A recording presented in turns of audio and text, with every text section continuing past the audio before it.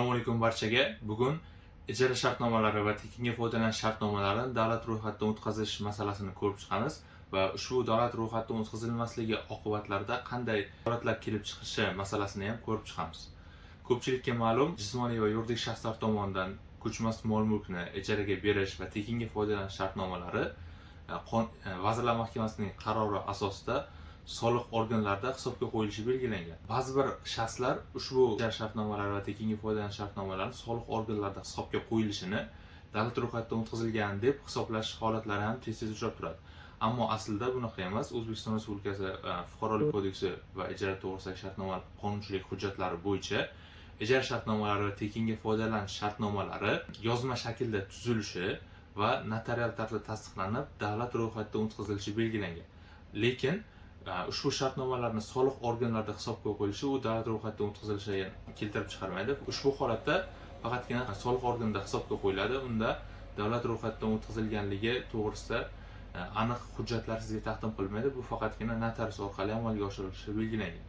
Va o'z navbatida siz ijara shartnomasi va tekinga foydalanish shartnomasini notarial tarzda tasdiqlamasangiz yoki yozma shaklda tuzilmagan holatlarda buni ham salbiy oqibatlar kelib chiqadi. Fuqarolik kodeksi bo'yicha ijara shartnomalari, ya'ni mulk ijarasi agar 1 yildan ortiq bo'lgan muddatga yoki taraflaridan biri yuridik shaxs bo'lgan holatlarda muddatdan qat'iy nazar yozma shaklda tuzilishi, ko'chmas mulk bo'lgan taqdirda davlat ro'yxatidan o'tkazilishi belgilangan. Mazkur talabga rioya qilinmagan taqdirda siz tuzgan ijara shartnomasi yoki tekinga foydalanish shartnomalari qonun talab qiladigan shaklga rioya qilinmasligi natijasida bitimning o'z-o'zidan haqiqiy emasligini keltirib chiqaradi. Bu holatda siz tomonidan tuzilgan ijara shartnomasi va tekinga tuzilgan shartnomalar o'z-o'zidan haqiqiy bo'lmagan taqdirda siz shartnomada taraflar bilan kelishilgan huquq va majburiyatlarni keltirib chiqarmaydi va siz huquq va majburiyatlarga ega bo'lmaysiz.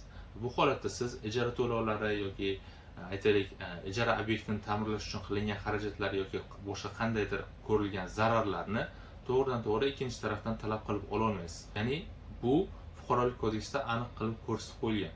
Agarda sizda shu va shunga o'xshash nizolar mavjud bo'lgan taqdirda pastdagi raqamlar orqali biz bilan bog'lanib, masalangizga yechim topishingiz mumkin bo'ladi.